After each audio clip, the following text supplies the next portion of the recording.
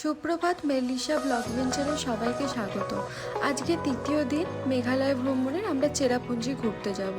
সকাল সকাল আমরা গাড়িতে বেরিয়ে পড়েছি। এটা আমাদের প্রথম স্পট ছিল। এখানে দেখো আমরা সবাই মিলে গ্রুপ পিকচার তুলে নিয়েছি। আর হ্যাঁ, এটা আমি একটু স্টাইল মেরে আর ফৌজিবাবু একটু স্টাইল মেরে পিকচার তুলেছে। এগুলো আমাদের নিজেদের, আমরা সিঙ্গেল সিঙ্গেল পিকচার তুলেছি। আর দেখো জায়গাটা কতটা সুন্দর। এই জায়গাটার নাম ছিল মহাকালিকাই ফলস। আর এই দেখো কাপল পিকচারও আছে। কোথাও যাবার কাপল পিকচার দেবো না, এটা হয়। আর এখানে দেখো আমার একটা বান্ধবীকে আমি, আমার হাজব্যান্ড আর আমার দুটো বন্ধু মিলে কী করছি, পুরো ওকে বলছি চল আজকে তুলে তোকে ফেলেই দেবো। আর ও কী করছে, ও বলছে ওরে বাবা রে, না না না আমাকে ছাড়। আর সবাই বলছে না না ধর ধর, একজন ওর হাতটা ধর, একজন ওর পাটা ধর, চল ওকে ওরমভাবে নিয়ে যায়।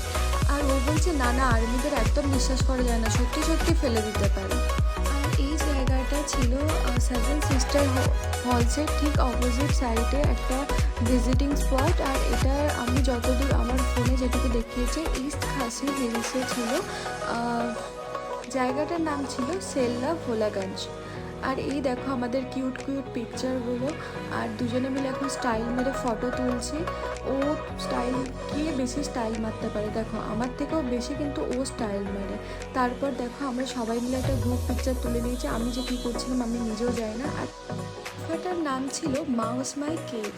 আর মেঘালয়ে 17,000-এরও বেশি গুফা আছে। তার মধ্যে যে 20 লার্জেস্ট গুফা আছে তার মধ্যে এই গুফাটা একটা। আর এটা পেরোতে গিয়ে সত্যি আমরা অনেককে দেখেছি যারা ব্যাক করে চলে আসছিল, কারণ এত সরু সরু জায়গা ছিল যেখান দিয়ে সবাইয়ের মানে পেরোনোর পরিস্থিতিটা ছিল না। বাট সত্যি এটা ভিজিট করে নিজেদেরও খুব ভালো লেগেছে, কারণ বিভিন্ন, আর আমার অ্যাডভেঞ্চার জিনিসটা খুব ভালো লাগে। আর দেখো এখানে কী অবস্থা আমাদের। আমি ভিডিওটা একটু স্পিড করে দিয়েছি বলে হয়তো তোমাদের লাগবে যে হ্যাঁ খুব তাড়াতাড়ি পেরিয়ে গেছি, না। আর এখানটা উঠতে গিয়ে আমাদের অবস্থা যা হয়েছে, কেউ বসে পড়ছে, কেউ পা স্লিপ করে যাচ্ছে, মানে সত্যি মানে ভালোও লেগেছে ভীষণ। এরকমভাবে বিভিন্ন টাইপের এক্সপিরিয়েন্স গেইন হয়েছে। তো দেখো সবার কী অবস্থা, কেউ বসে বসে উঠছে। এই দেখো আমরা সবাই এবার পেরিয়ে গেছি। এবার পুরো গুফাটা আমরা অতিক্রম করেছিলাম, করে দেখো আমরা বেরিয়ে চলে এসেছি।